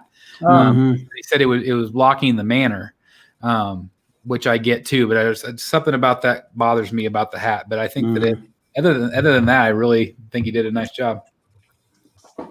He's done. It didn't bother me until you pointed it out. Oh, sorry. Sorry. Me and my OCD. Yes. This is an armpit. Nice. No, this was right before the show. Somebody sent me some photos of the Infinity Studios Wonder Woman, and I just wanted to show you guys some of the texture from the statue, some up close images. But I thought she's looking pretty good here. Did you just do an armpit for DCX? Is that what that is?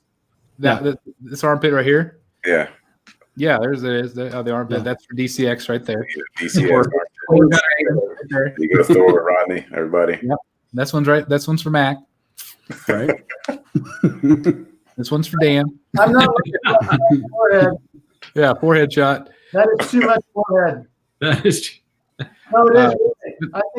I think that's going to be a problem for them. What? There's too much forehead. Yeah, well, there have been some shots on Facebook that are not flattering of that massive. Like right there, but they don't have the crown on it, or they don't have the right. But no, there's some pictures on Facebook with the piece on her forehead, but still, it doesn't look right. There's just too much forehead. Still too big. Whoops, I got an extra Superman in there. There she is in the package. I just wanted to share this with you. Maybe we can get another shot of, a lot of forehead there. And it looks like it ties that. What do you call that? A tiara? I don't know what that thing's called. Yeah. I think that's right. But I thought the skin texture looked really good. I thought it was really impressive. Seems like these busts get a ton more raked over the coals than statues. Yeah. Well, it's so big. It's right there in your face. Like there's, Right. I mean, you can't make a mistake on these. Right. And Because it's like blown, a million times up. So I could see why it's difficult, but I do think that this one's turning out really pretty good. Yeah. Oh, I mean, and again, slightly in a creepy way. Yeah. Craig, what type of cleaning do you have to do on say those busts that are like silicone? I know you have that Thanos behind you.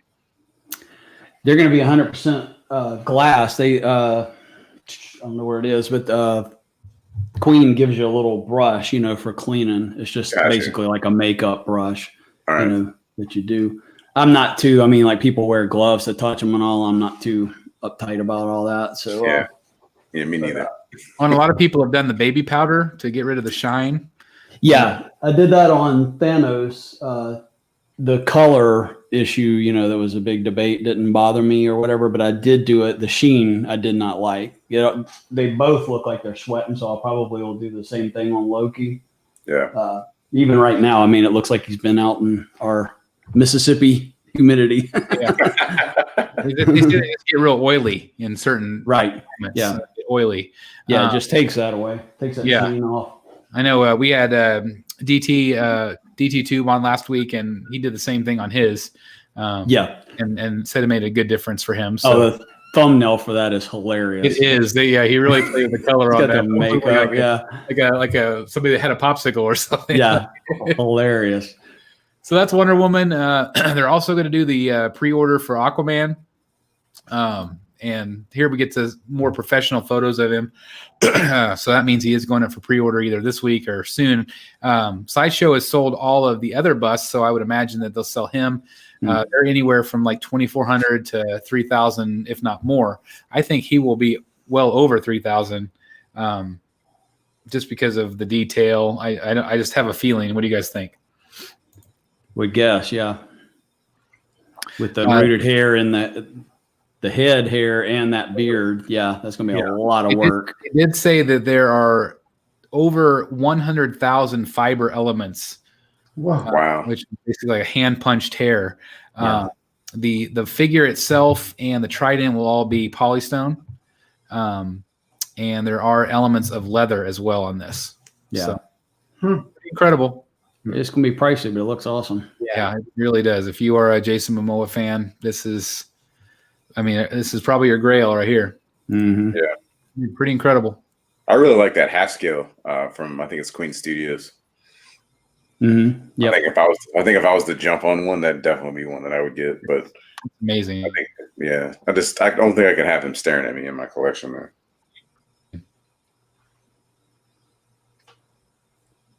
Very cool. Yeah. Is there a Cal Drago variant? There we go. He's back. He froze. Did I freeze? Yeah. Man, what are you freezing? Sorry. I was like, awkward silence. Awkward silence. Talk amongst yourselves about statues. This is Flame Toys. I was just saying that this was pretty fun. Arkham Knight went up for pre-order this week. I thought it was pretty fun. I think it's Skycast. Cool. Yeah, I think so. Yeah, that is cool. Pretty awesome. Is that on Sideshow? It's on Sideshow. Yeah, it went up for pre-order this week. Yeah, it's pretty cool. I don't know if there are any others. I think this might be the first in a line, probably. But very robotic looking. It's kind of like a Transformer almost or something. Mm-hmm. Yeah, that's Yeah. to me Batman meets Halo. Yeah, exactly. This one I thought was pretty cool for the movie collectors. If you like old school Hollywood, this was pretty awesome. Audrey Hepburn, good likeness, and quarter scale. It went up for pre-order this week as well from Star Ace. I don't know much about them, but I think this was pretty cool. Very cool. Here's some more photos from Junior. He got also in the Brainiac. Yeah, that's a really cool That piece. looked really cool. Yeah. Yeah. I just haven't seen any photos up close like this. Like we reviewed it on the channel. Leo sent footage of his, but just really cool to see close-ups like this. Mm-hmm. Pretty cool Yeah, stuff. Amazing. The base is like really cool. I love the colors in it with the light ups and everything. Light up. There you go. I think there's only 150 of these. Yeah, that's crazy. I think that was the ES, so incredibly low ES for something like this. Yeah, very cool. I love the color, the purple light. That's what sells it for me. Love it. Really cool. All right, let's move on. In-hand photos of Bane from Prime One Studio. I thought this one turned out really great. Yeah. This is the deluxe version that he has, where you get all 3 torsos. Mm-hmm. Oh, cool. I really like this one. This one I didn't think I'd like so much at first, but I really like that torso. A lot of great detail.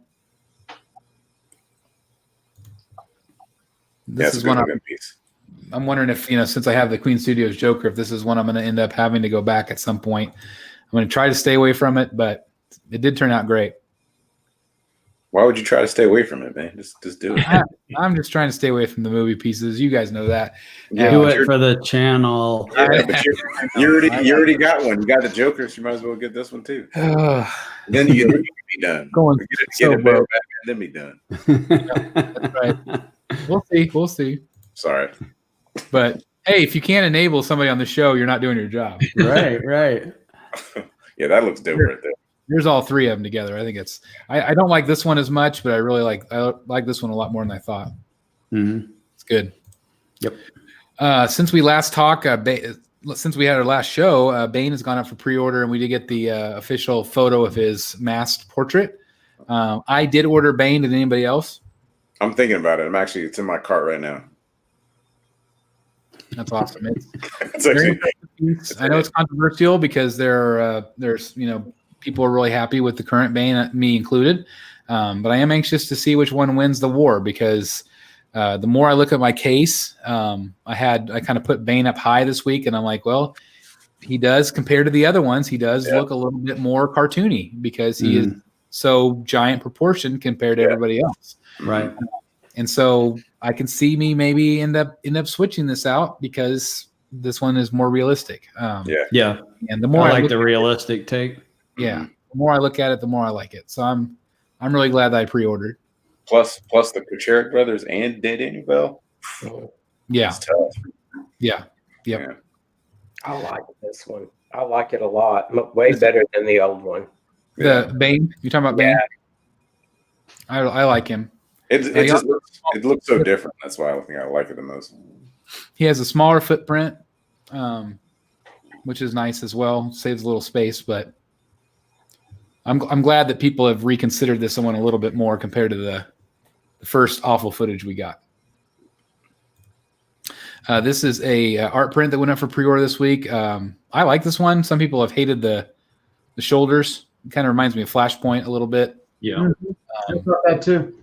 But the artist posted in one of the groups, I think yesterday, and said that he was so excited because this was his first big print offered anywhere. And so I thought that was really cool. Yeah. First time artist. So that's pretty awesome. Pretty cool. This is another one that went up for pre-order this week. I thought this was pretty cool for anybody that's a movie fan. But it looks good.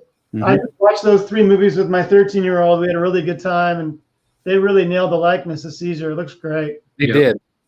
There's a couple different options on this one, but and it is soft vinyl, so it's maybe not for everybody. It's not polystone, but well sculpted. I thought, and again, this is Star Ace, so this is another company that I'm not all that familiar with, but it seems like they're putting out some pretty good stuff here. We talked about Eric earlier. He will be reviewing his new Aquaman for the channel, so stay tuned for that. Of course, he's representing the Brotherhood of the Bat there. I love it. And we talked about his awesome display. I mean, look at that. It's so good. Yeah, it is good. I love it. As of tonight, we got some professional photos of the final production of Mr. Freeze. Sideshow did do the out of the box this week, which means usually they're going to be shipping here soon. I would imagine within the next week or so. But what do you guys think? How did he turn out? Yeah, I think he turned out pretty good. I don't have this piece on order, but I like it. So what's the I only have black light? one. So I threw this up here because I had never heard of this until just tonight. It says shown under black light. So he radiates off of the black light. He's got some sort of black light paint. Mm-hmm. Makes him look like he's, like when he freezes, he's got that glow to him. Look at the goggles. That looks awesome. So that awesome. does. It's so weird that they didn't promote this whenever they were selling him. And so I don't know if this was like an afterthought, like, oh, how cool would it be if we put this on, kind of like they did with the Black Panther from Queen Right. Studios, But I'm like, how cool is that if you put a black light on him? Like, that's awesome. Box art looks good. I think he looks phenomenal. So I'm very excited to have him. It's funny that we're going to get him so close to Scarecrow. Some of the paints like that will charge, and like if you cut the lights, it'll last, for, I don't know, 10, 20 minutes. Cool. That's awesome. I don't know if this one does, but some of those black light UV lights will do that. It's so cool. I'm kind of hoping that those pieces of Batman's cape protruding from the front are not hard polystone, because that just looks so breakable. To me, I think they do a lot of those like little plasticky elements. It's still rigid. I think that's surely what that is. I actually kind of wish it was removable. That even touches the surface, it looks like. Yes, it like wraps around the ice there. Yeah, but look at the bottom. It actually touches the surface that the statue sits on. Yes, it looks like it. Yeah. The bat on the unboxing, the bat, they're using a new term like snug fit. Yeah. So there's like a line in the ice where it just kind of snug fits in. Same thing with the hose. It's a snug fit. So it's kind of a new verbiage that Sideshow's using. But man, look how good these look. Rope on the Scarecrow.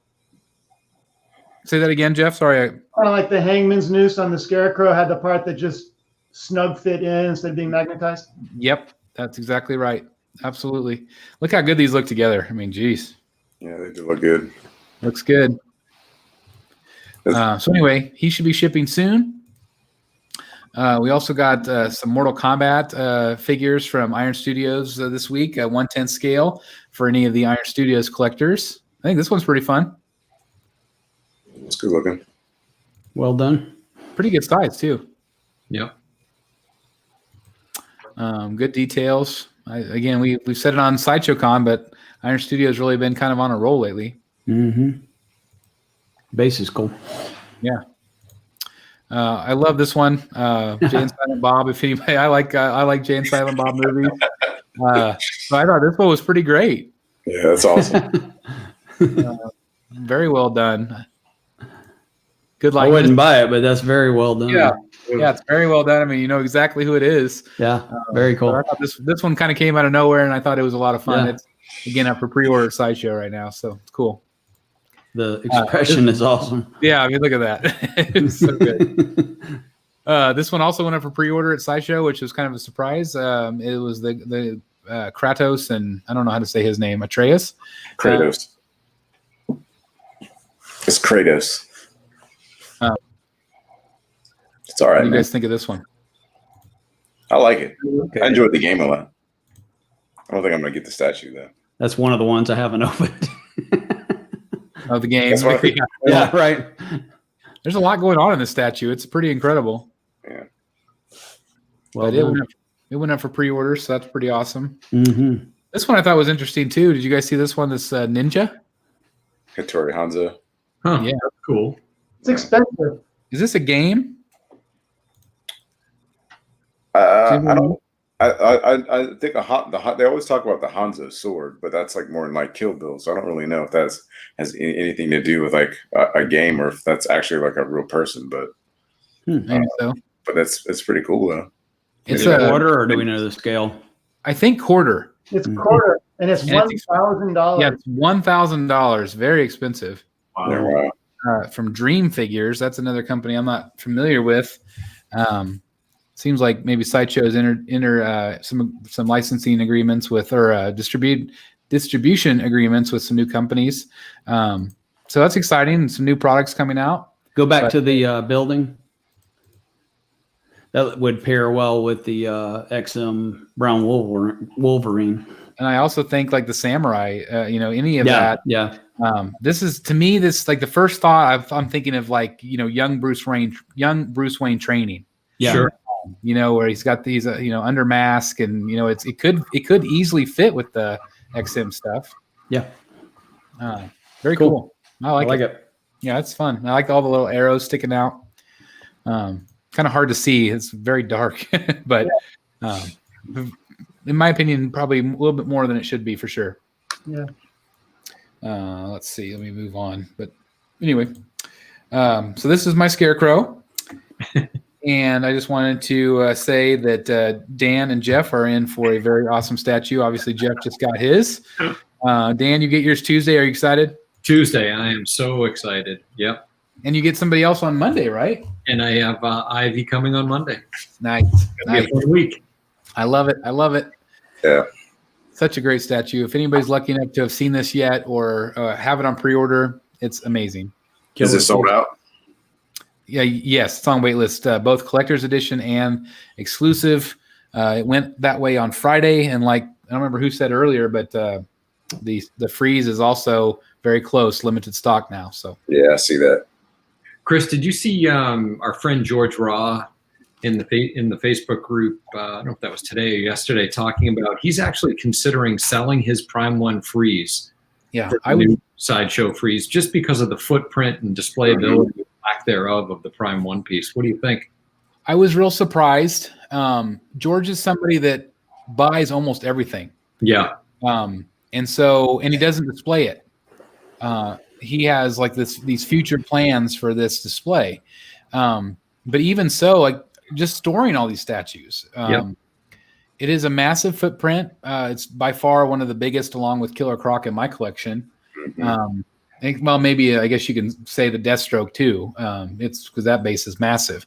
But I don't know. Like if he's just somebody that says, I just want one freeze in my collection, I could see his point about space. Yep. The Arkham freeze isn't necessarily everybody's cup of tea because it's more kind of robotic looking. It's maybe a little bit, I don't know. It's just a little different than your traditional freeze. But I know I'm really glad to still own mine. Yeah. Yeah, same here. It's just incredible. Yeah, very impressive piece in person. Yeah. It's like it's one of those things that you see, you just like kind of gravitate towards it. Yep. Exactly. It demands your attention. Yep. Somebody posted these two. This is the work in progress of Scarecrow. So I just wanted to share with you guys. Cool. If you hadn't seen them, this is that raw polystone. You can see the holes where the strings go in his mouth when they're doing the prototype. So this was just some images as they were creating him. Chris, I saw these too. Somebody post these in the group, but it didn't appear as though it was somebody from Sideshow. I wonder where these pics come from. Well, I thought this was somebody's workspace. I don't remember if this is Matt Black's. I think this is Matt Black's workspace, I think. That's a Bernie Wrightson print from his Frankenstein book.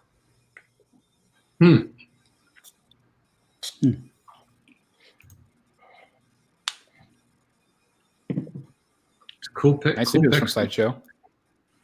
Yeah, it's just neat to see the behind the scenes. Yeah. Them working on it. And then kind of the color tests. This Superman went up for pre-order on Sideshow as well. I was kind of surprised to see him. For anybody that's looking for him. The Reagan soups. The Reagan soups. Well, I don't know.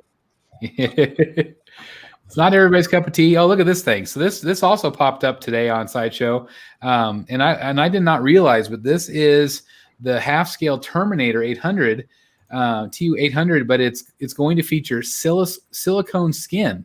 Did you guys know that ahead of time? Like, I didn't realize it was silicone. Yeah, I knew it had that. That's pretty cool. It's definitely cool. That photo looks good. And it's rooted hair. Yeah. Was he I'm trying to remember, was it like $2,999? I think.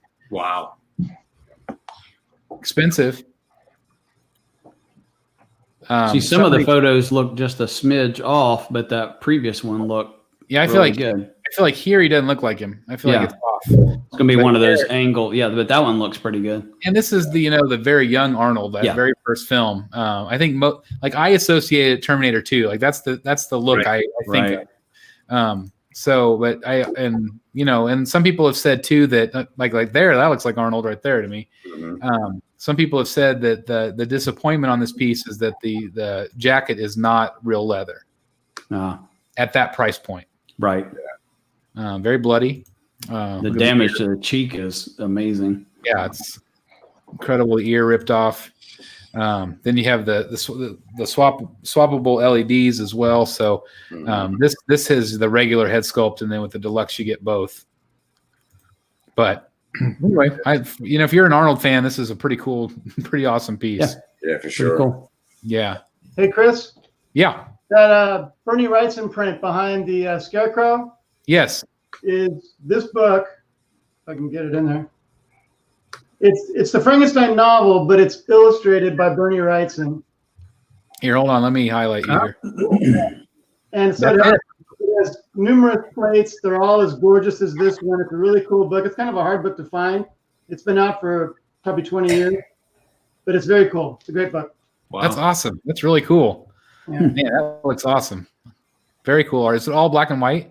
Yeah, it's all black and white. Actually, it's older than I thought. It came out in 1983. It's got an introduction by Stephen King.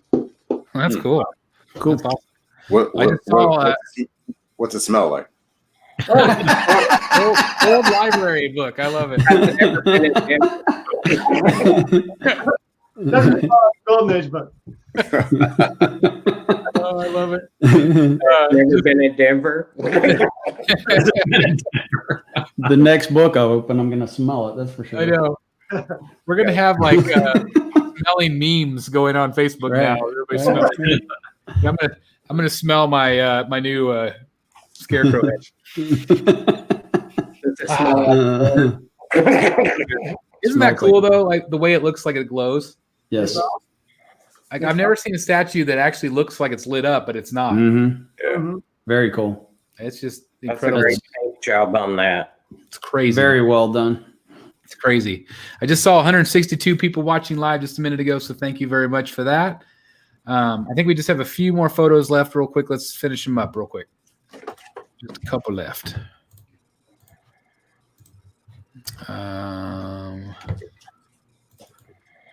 Did you guys see this one? I think this was pretty cool. This is a life-size Terminator Bus 2.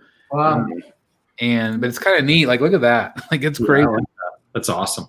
Yeah, that's This awesome. is from Studio Canal. Very cool. And it's a light up feature, obviously, but I'm like, it's like half. It's kind of like the Joker mask they did a few years ago. Yeah. Yeah. But anyway, I thought that was cool. I had not ever seen it. Just if you collected nothing but like Terminator stuff, you'd be in heaven right now for sure. No doubt. Yeah. No doubt. There's been some really good stuff. The last thing I had on here was just the new Flash print. I thought this was a good one. I should have had a better picture, but it's like you can see the different flashes as he's progressing through the shot. I thought it was pretty neat. But if you're a Flash fan, that's also up for pre-order right now. So, all right, let me get back out of there. Good stuff. Yeah, a lot of stuff this week. A lot of variety. Yes. But anything else that you guys have your eyes on here that's kind of been shown lately? I've got my eyes on everything, but you know, Right. It's in the cart. Redundant, Matt. Come on. it's in the cart and it's out of the cart, and you know, Yeah. How many things are in the cart? right now I'd probably say 3 or 4 that kind of go in and out. Right now I'm torn. Huh? I thought it would be more. No. We actually signed on this construction loan here a few weeks ago. So Hey, that's great. yeah, so I gotta chill out a little bit. So does that mean that we're one step closer finally to that new Mac featured concert room tour? Yep. We're one step closer now. Like I said, Chris, I just don't feel comfortable on camera, man, you know. That comment was great. I love that. Did you see my response?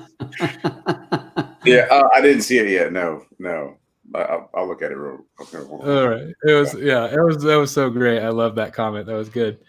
Well, does anybody else have anything like coming up pre-order wise? That, like I have Mr. Freeze and my Hush Ivy if they ever ship her.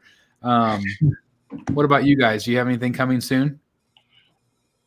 Mr. Freeze. Nice. Yeah, that is funny. So yeah, it is funny. It's hilarious. Yeah, I like mine. Yeah, so I've got Hush Ivy on pre-order too, and then I got notification that the Zod's shipping from Prime One. Oh, you're getting Zod? Yeah, I'm getting Zod. So, and then the Bermejo damn Joker, or Joker and Batman. So that's awesome. Those are the next things coming up. You got some awesome stuff coming in. That's awesome. Yeah. How about you, Craig? The Hulkbuster left Hong Kong, so that's the next arrival, and then the rest, I guess. That Thanos and Death XM is actually. I'm shocked at how fast they're already producing. The showing the production line photos. So yeah, that looks done. Like almost like it looks. Yeah, I was crazy how fast that one went from order to they're going to ship. Yeah, I'd actually asked on one of the forums, "This is the fastest XM's ever got something out." Mm-hmm. Craig, tell me about that Hulkbuster shipping. Ooh. I don't know. Todd just gave me a price. Yeah, kind of same thing here. He gave me a price and it's paid it, and I cried. Right. It's got to be a lot. Is it 2 boxes? Yes. Yeah, and coming from Indonesia. Yeah. So are they still making him or is it like just no? This is previously displayed. Ah, I got you. But they're going for a lot. Well, I mean, it's still one of the coolest pieces I've ever seen. I mean, I've never seen it in person, but just seeing it through Mac and other collectors, there was a big debate on statue collectors today of some people saying that it was all hype and all that, and I'm like, I think that you're at the floor right now that's going to keep climbing. Well, in my opinion, the people that says it's all hype are the ones that couldn't get it. Don't have it right. Exactly. Yeah. That's the way it always is. Yeah, it's not all hype. I thought that too. I thought that eventually that when that piece was going to come in, that I spent all this money for it and I was going to end up not liking it. And was it worth it? The statue is definitely worth it. Yeah. So, I mean, the engineering of it is just is crazy when you think about it. So having the option to pose Iron Man inside of the statue itself. Yeah, it's 2 statues. Yeah, it's 2 statues. So you can't beat it. So it's my opinion. But yeah, I think it's going to keep climbing. Yeah, absolutely. So that's why I pulled the trigger. That's awesome. Well, congratulations on that one. How about Jeff and Dan? Dan, do you have anything else coming other than Ivy and Scarecrow? I was just looking. No, I don't think so much before as we get into, I think the latter part of the year here. I think the Samurai Harley Quinn is scheduled to come before the end of the year. And I'm not sure what the timing is on that 0-year Batman from Prime One. Yeah. But sorry, laughing at Jerry's comment. This year as well. It says, damn, Craig, following up Loki with Hulkbuster. You hit the lotto? Pretty much. In order to stay in this game, you definitely have to have a few side jobs here and there. That's for sure. Right. So Matt's asking if I ever got the Harley. I ordered the Arkham Knight Harley on May 20th, and she's still on the water. Oh, my gosh. Oh, wow. And a rowboat? Well, it was in the same boat that I finally got my Sideshow Con shirt. Right. Just in time for next year. Sideshow Con. Sea Turtle. Being delivered by Sea Turtle. Sea Turtles. Well, I did find out, I think I've talked about on the show, but with that shirt, they farmed it out to another party that made them. Yeah. And so I bet they probably won't do that again because it did take a very long time. But I did finally get it. So that's just pretty crazy. We got it very early for New York. Yes, that's right, and it could be absolutely because they're still calling it Sideshow Con, so that will work. Oh, and Jerry says I got my Sideshow Con shirt today too. Oh, I love it. I love it. What does Hudson say? Batman statue collector. I collect 1/10 and 1011. And 1011. I'm not sure. In statues, I'm trying to pull out of the thing Jim Mint does with his X-Men pieces and put statues on them. Do you think I can pull them off with those? I'm not sure what he's asking. Yeah, I'm not sure about what he's saying either. Maybe if you are talking about grouping them together, I'm not sure. Anyway, I'm not sure. Jeff, I think we haven't got to you. Do you have anything coming in? Batman Who Laughs is supposedly on the water, so it may be with your Harley Quinn. Right. I don't know. I ordered it from Spec Fiction, so I would imagine it will come faster than. Yeah. 3 months. Yeah, congrats. Yeah, you're gonna love him. You get the deluxe. No. Okay. And I'm fine with that. Yeah, it's not a deluxe film. It's really not. My Hulkbuster skit. I didn't have to get it, so.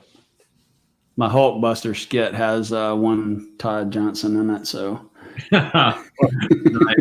That'll be funny. I love it. Yeah. Definitely check out Half Fast Reviews. I got it right that time on YouTube. He's putting out great content, and I'm so glad that you're a part of this community. It's awesome to have you as part of this group. So that's awesome.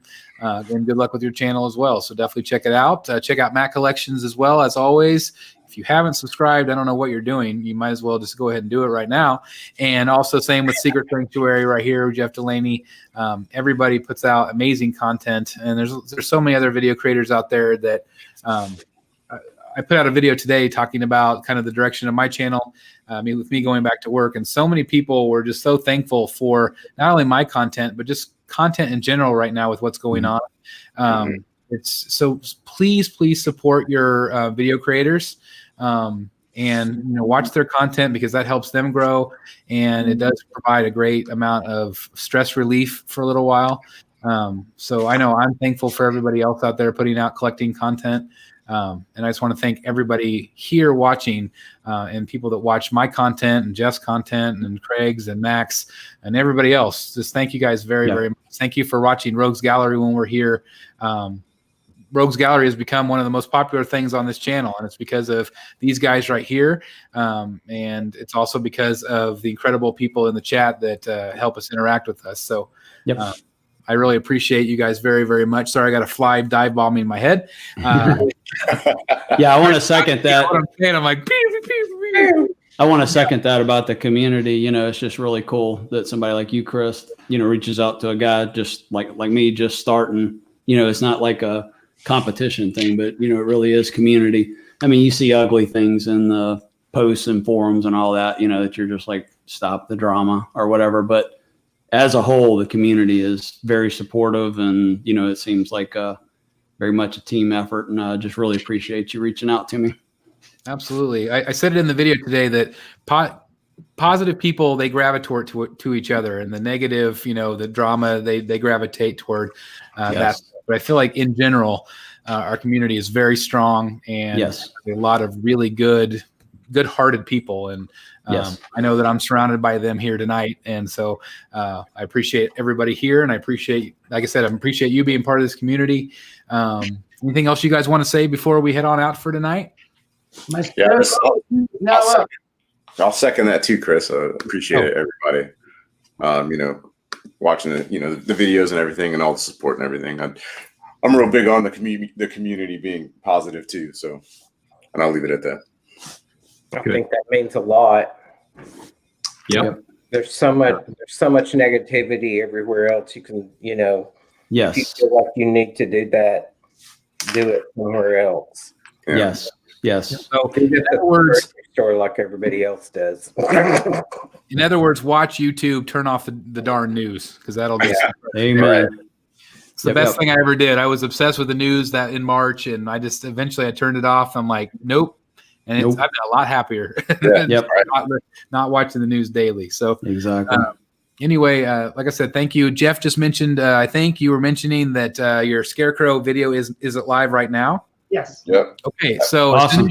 as soon as you're done here, please go to Secret Sanctuary and watch his video. I'm going to watch it myself. It'll probably be tomorrow morning because I'm going to go to bed. But I will watch it tomorrow. And Subbing. That's awesome. That's Thank really you. cool. Yeah. Look, I got it queued up. Hold on. Well, let's see. Right there. Hit that like, sub, and notification bell. Right. Right That's there. right. So you see that little bell? Hit that right there. What's the thumbnail? Look, Yep, go a yep. little closer. Go a little closer so we can see the thumbnail. There you go. Yep. There it is, right there, side profile. And what is that? 17 minutes do I see? Do I see 17 minutes, Jeff? Yeah, 17. I don't know how I had so much to say about him, but Well, that's incredible. That's awesome. Great piece. So that's a great way to end the night. Thank you, everybody, for being here. Like I said, we probably, who knows, we might go live again Wednesday. I said the same thing last week too. So we might go live, or we'll go live the next week with Rogues Gallery with all of the DC fandom chat. So stay tuned for that. And I can't thank you guys enough again for watching. I appreciate it. We'll see you next time in the Batcave. Good night, everybody. See you Have guys. fun. No, see it.